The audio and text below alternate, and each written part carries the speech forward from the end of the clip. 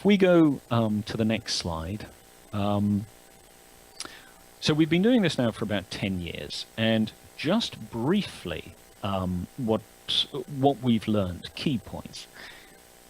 It won't appeal to all of the scientific community. There is a subset for whom multidisciplinary collaboration is exciting and they enjoy it, and then there is there is another set, and I shouldn't size it because I don't know, for whom this kind of work is not enjoyable and not appropriate. This is a concern because it also means that we're not necessarily accessing the full scientific community, but that's been our experience on it. Likewise, it's appropriate probably for a subset of problems. Some problems should just be dealt with through monodisciplinary incremental development. We've tried to do it in a shorter period of time, where you have a multi-institution event, so you've got academics coming from a number of different universities. Doing it in less than a week is difficult, and you risk developing mediocre ideas. Where I've put funding can be a major barrier, we have noticed an interesting trend. When the funding was £1 million and you had 20 people there, everyone understood that their chances of getting much money was very limited, and consequently they were proposing really some quite risky, interesting ideas because the sums weren't very large. But when you have a chance of walking away with a £5 million grant, suddenly it seems to make people take it much more seriously, and we notice greater resistance to suggesting ideas that could be highly risky but have a high chance of being rejected. So the funding is definitely something to think about. There's also, when we work with new academic teams on developing these, there's always a concern about, well, won't people just arrive with preconceived ideas and try to take advantage of the system? And over again, what we've seen is that people can arrive with whatever ideas they want. It doesn't matter, because if the event works properly, the ideas that emerge are the really exciting ones, and they are the ones that get funded. So preconceptions, absolutely fine. And then there is an evaluation of this going on. It's not published yet, but certainly we have seen some amazing science emerge from these. Doesn't always happen, such is the nature of the process, but seemingly some really quite game-changing activities have emerged. Okay, one more slide. Briefly, because I can see my time is nearly up, these are some thoughts on where we're going next. So the sandpit model works quite nicely, and it's producing interesting science, and that's fine.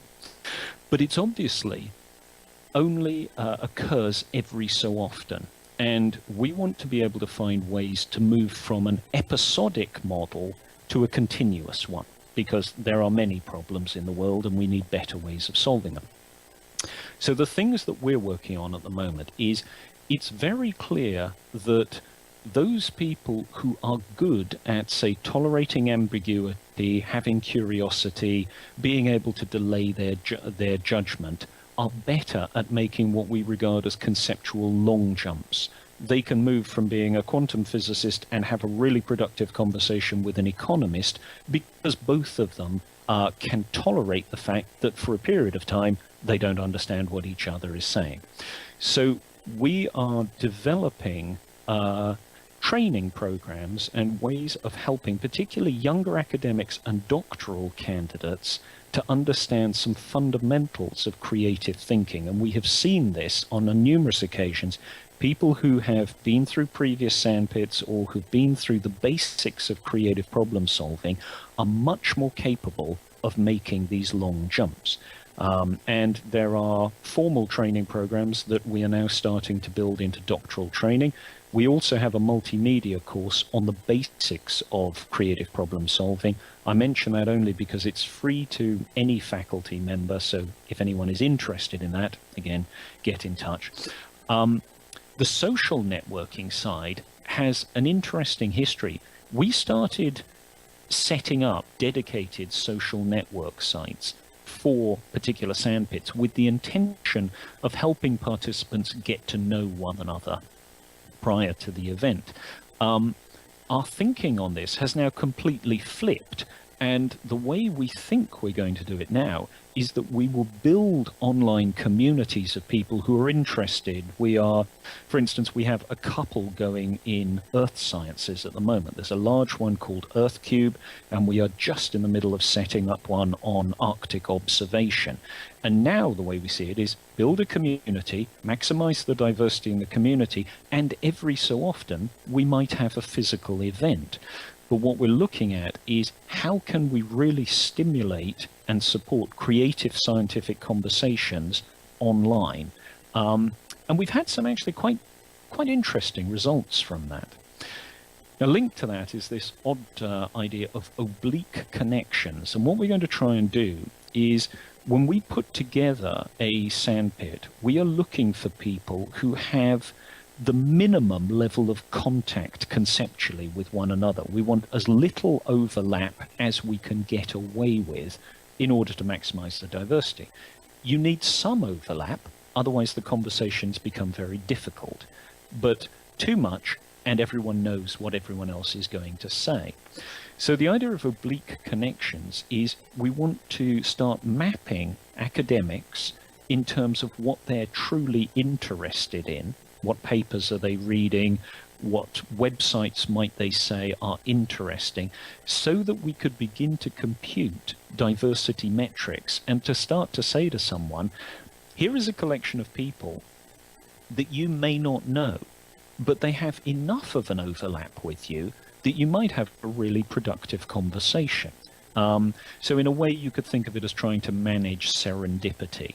And we've done some experiments around this, and it seems to have potential. So that's what we're hoping. Build up people's long jump skills, create social networks so we can identify people who are interested in topics, be able to map those people so that we could say, this is the set of people who are least like you, but have enough of an overlap that it would be worth talking with. And then this final topic of virtual environments is we want to get to what we refer to as frictionless creativity. If you could find the people anywhere in the world with whom you might be able to have a productive conversation, we need to be able to bring them together effortlessly and with zero carbon, or as close to it as we can manage, to be able to have productive conversations. Now, I did a TEDx talk on that, which is the link there. I won't go into it now because I see my time is up as well. But that's where we're thinking. New skills, better ways of finding people, better ways of getting them to collaborate. And if you can just go to my last slide, those are my contact details, and I would be delighted to hear from you in any way, shape or form. Thank you very much.